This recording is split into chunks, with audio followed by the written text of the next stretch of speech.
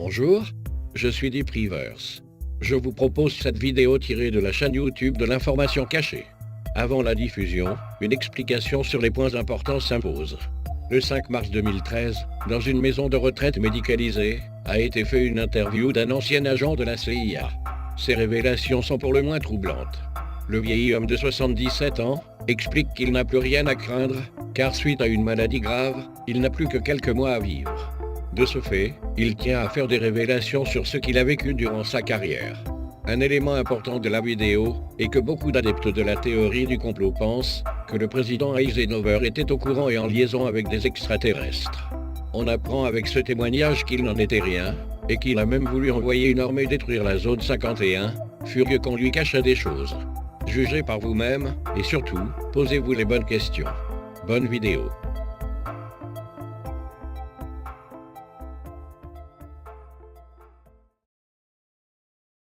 We get older and older. I'm 77 right now. You can't live forever, you know. So if this procedure I'm going to have to clean the blood doesn't work, then I've got probably a few more months to make it before my kidneys shut down. So that's kind of why I'm kind of going along with the interview at this time. You're seeing that what you went through is just too important for people not to know about. Yeah. Yeah. Can you just, can we start at the beginning with your military career and just walk through what exactly your experiences were? Was drafted into the military and got into the U.S. Army.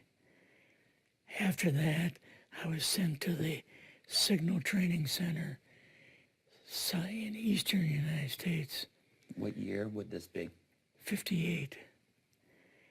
I went through the Signal Training course. And at that time, I went through the radio teletype course and also the cryptography course, crypto. They had 5 instructors that were getting out of military service. So they pulled the top 5 students, and I was 3rd in the class. So I got pulled as an instructor. Now, were you at this time also working yet for CIA? No. Not yet? No. After one day, my boss came to me, and he said, how would you like to, make some extra money? And I said, oh, money is good. So he's explained to me that he could put it through. I would have to get a top secret White House Q clearance for the job, And I thought, boy, must be a pretty exclusive thing, And I said, well, what is this? And he said that I'm director for the CIA for Eastern United States, And I said, oh, I didn't know that. And he said, you weren't supposed to. After about 6 weeks, my security clearance came through, and I got my CIA card. It was an ID card, like a credit card, where I could just go up to the door and slice it, walk right in. And my name at that time, I used a artificial name too. Never used my real name. I started working with him on the project he was on, and that was Project Blue Book, which was kind of partially a fraud. You're saying some of the Blue Book cases were completely fictitious? Yes. But the cases that we got came from, I think it was Fort Belvoir, Maryland. Mm-hmm. Fort Belvoir? Yeah. And it didn't come from the Pentagon, or it didn't come from CIA headquarters. But we would get reports about a certain sighting that they had in Mexico or Italy or something like that. And then we had people that would follow through on it. They would go out and interview the people to see if they were nutcases or if it was real, So they'd be going overseas frequently? Yeah, I wasn't, but I always stayed statewide. But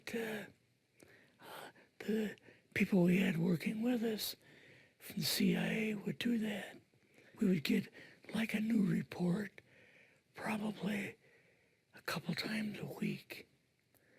I was coming into the Army fresh off the farm, so I really didn't have much knowledge of anything, but my boss filled me in on Project Blue Book and what they had found so far as grays and aliens and the Roswell incident. How did you feel when this first got dumped on you? When you first learned about this? I was just kind of overwhelmed with all of this, And I said to him, I don't know if I'm going to be able to be a judge of this type of thing. What's real, what's not, when I don't have much knowledge of it, So... What did he say? He said, well, we have to build the information as we go, and you'll see how this thing is working out. And then the other thing is, of course, you really weren't able to tell family or close friends, obviously. No, I couldn't tell anybody. In fact, I had to take a vow that I wouldn't tell anybody. A lot of it for 40 years and more of it for 50 years, which is up in 2010. You're doing all this crypto work. You're looking at images, photographs, video. It's 1958, maybe the fall of 58. What happened after this? At that time, the Project Blue Book thing kind of went pot, If you remember, back in those days, they kind of declared it as a nothing, Mm-hmm. Right. And they were telling the world all UFOs are misidentifications, hoaxes, balloons. Psychological issues, whatever. Yes. Yeah. So my boss came to me and he says, we've both got a new assignment. And he says, oh, I said, where are we going? Oh, he says, we're going to the Capitol. We're going to be part of the Eisenhower push. He's trying to find out something all about these aliens that MJ-12 was supposed to find out, but never sent back reports to him. The MJ-12, the UFO control group, were they calling it MJ-12 at that time? Yes.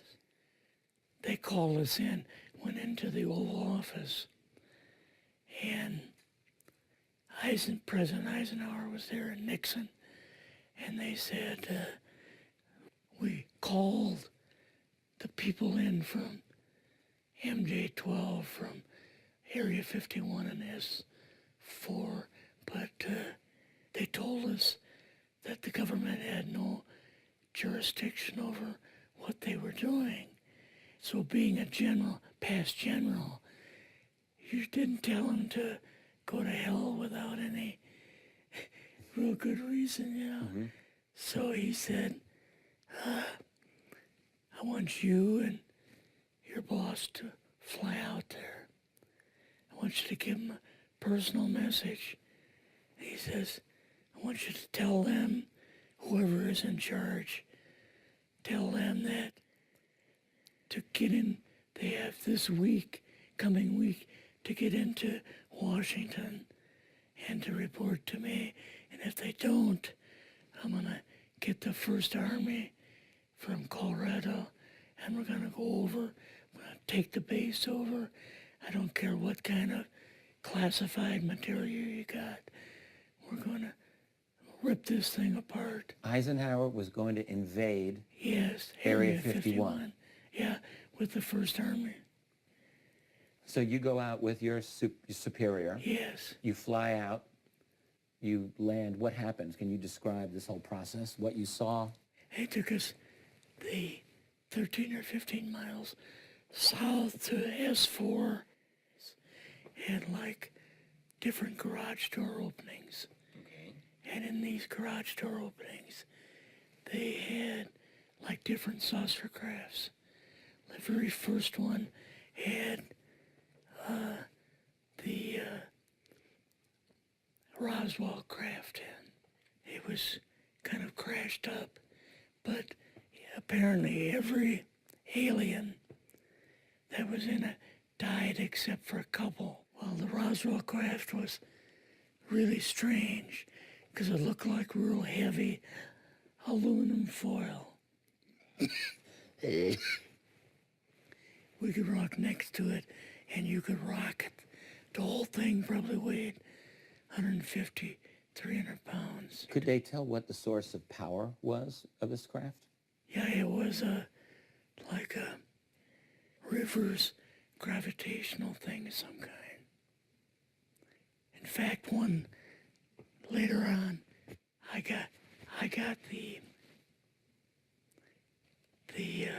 mathematical code for reversing gravity in a 3x5 card. I guess there are different types of grays and so on.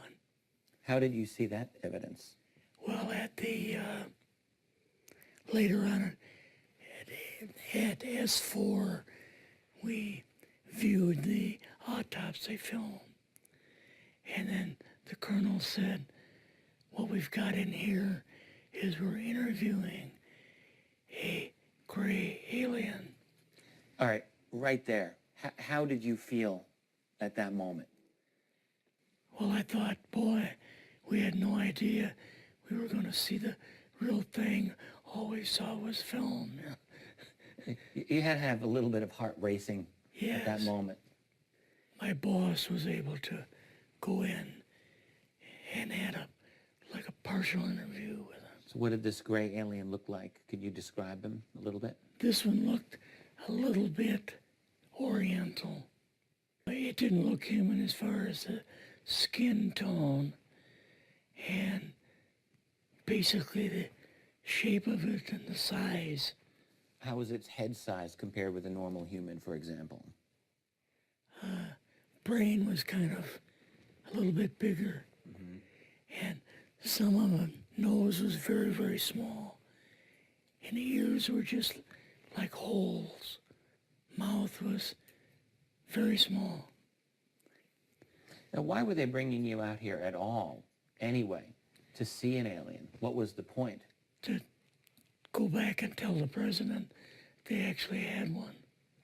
So he did not know at this point No, if there was an alien at S4. no. What did you do then at Area? Were you done, or did you have other things to do with Yeah, so S4? basically we were kind of done, went back to Area 51. They took us into the main building, and there we saw a U-2, which of course we didn't know existed. And a model of the SR-71. Yeah, the Blackbird. So, but like I mentioned earlier, it was not a model of the current Blackbird, It was an earlier Blackbird, version. but an early version. Did you go directly to Washington after this? Yes. Or did you go somewhere else? How did they get, did you fly regular airline flew- or? We flew back to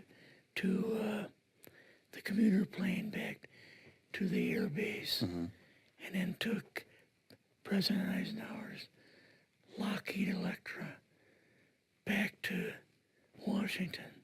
You and your supervisor, Yeah. superior officer, and now you're meeting with the president? Yes. Can you describe this? Well, we met with him in, the second story of the old OSS warehouse building. And Eisenhower and Nixon were there, and also Hoover was there. So he asked us what was going on, and we told him about the alien, the whole situation, and the black projects and so on. And he was just totally shocked. He appeared for the first time to be worried. You know, like he was worried. I would think that Eisenhower would, I mean, he certainly knew that flying saucers were real. Yes. He knew that there were aliens. So I guess I'm just wondering, what would he have been, really surprised about? Surprised about the black programs. Eisenhower said, got to keep this thing completely secret. You know, can't talk about this. Your actual name is, I mean, the name you grew up with, that was a different name than what you had in the... I never used it in the CIA at all. Now, what about today? You're going on the public record, and this is still sensitive information, even though earlier you talked about, security oaths that maybe expire after a certain period of time. 50 years. But you're still concerned. Linda Motenau's phone call, her phone was tapped, and they got my phone number, and through the telephone company, they're able to find me, and so on. When they found you, what happened? I was going to a grocery store. Two guys in a black suits come out of a black Lincoln town car and came over to see me. And they told me that I better not publish anything or talk to Linda about any more things. So at that time, I did, I stopped. That was enough to intimidate you. Yes. Rather remain anonymous. Never show my face on anything. Really, thank you for doing this. Yes, this was, I guess, kind of a good idea because I feel much better having talked about it. I kind of feel like there's a load off my shoulders. Really? Because I had an awful lot of secrets that I had kept over the years.